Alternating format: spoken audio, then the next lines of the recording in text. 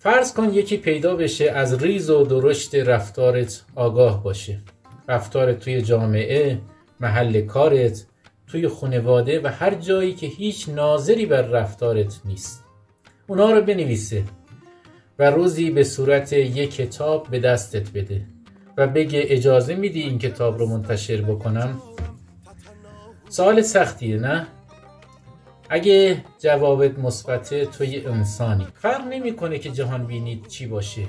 با هر ایده، مکتب، فلسفه یا دین و مذهبی که داری به این جهان نگاه میکنی باور داشته باش که همین الان جهان هستی داره از رفتارت نوت‌برداری میکنه. این کتاب رو هر کسی با هر تفکری میتونه بخونه.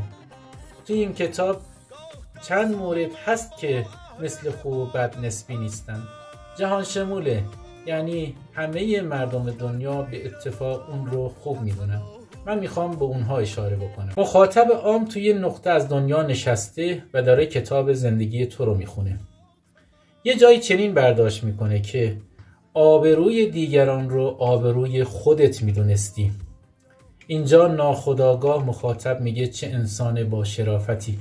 یه صفت به صفت انسان بودنت اضافه میکنه. با شرافت. این مخاطب همین طور که غرق خوندنه توی یه فصل از کتاب میخونه که چگونه با درد و رنج دیگران درد کشیدی و در قاموس تو جمله به من چه هیچ معنایی نداشته. من اگر مخاطب تو باشم میگم تو فراتر از یه انسانی، یه چیزی شبیه ایزدک مهر. اینجا مخاطب تو را فراتر از مقام انسانی و به خدا نزدیکتر میبینه. اونقدر حرف زدم که یادم رفت از صفحه آرای کتاب بگم. صفحه آرا نقاش چیره دستیه. برای اینکه نشون بده با وجود مشکلات زندگی خودت بار سنگین غم زندگی یه نفر دیگه رو به دوش کشیدی، رد پای رو تنها فرو رفته در گل توی این فصل از کتاب نگارگری میکنه. مخاطب میگه این دیگه اغراقه، نباید رد پای تو باشه. منم میگم رد پای تو نیست. میپرسی این کتاب زندگی منه، پس این رد پای کی میتونه توی زندگی من باشه؟ توی پاورقی نوشته شده رد پای خدا. و همونجا ادامه میده تو روزای سختی که تو نمیتونستی ادامه بدی، زانوهای بخشنده‌ات سست شده بود و توان ادامه دادن نداشت، اونجا خداوند تو رو تو آغوش گرفته بود تا از این سختی عبورت بده و توی یه زمین امن و آرام رهات بکنه. گاهی خدا در کنارته و با تو قدم برمیداره. گاهی خدا اونقدر دوست داره که راضی نمیشه توی گل و لای بمونی و تو رو در آغوش میکشه. مؤمن زیاد سخت نگیر.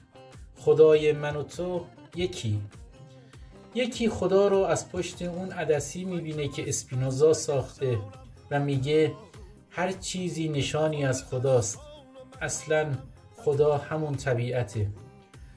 یکی تابع ادیان ابراهیمیه و خدا رو نشسته در عرش میبینه که منتظر بندش تقصیری بکنه و یقش رو بگیره.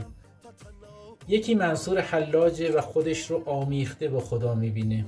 هر کسی خدا رو یه جور میبینه.